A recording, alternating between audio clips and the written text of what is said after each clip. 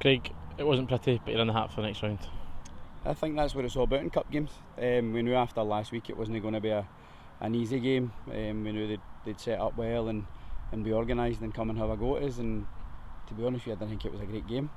We were nowhere near the races for ourselves. We weren't our usual selves today. But you're right, we got there in the end, and right at the death as well with Ellie coming on and scoring. But it was a game of very little chances, and the ones that we did have weren't really gilt edge enough to go and win the game.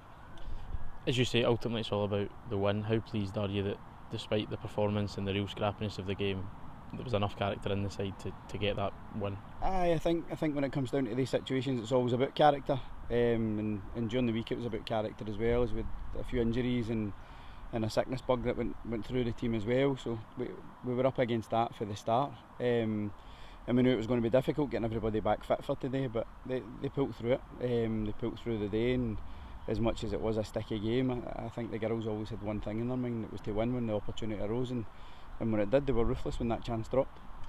4 big moments in the game for Glasgow Women, but ultimately it remains that they didn't score, largely thanks to Laura McGregor and her efforts in goal today. How pleased are you with that performance? I think for large spells of the game, especially the way we play,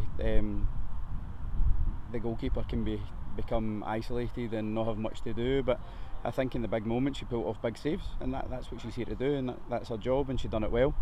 I think she's been doing it for years as well, so to see her doing it in our jersey and not against us is quite pleasing, because we've had games where she's done that, and ultimately these saves have set us up to go and win the game.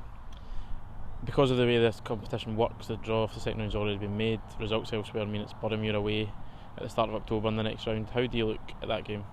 I think we look forward to the next league game first, because that comes before it.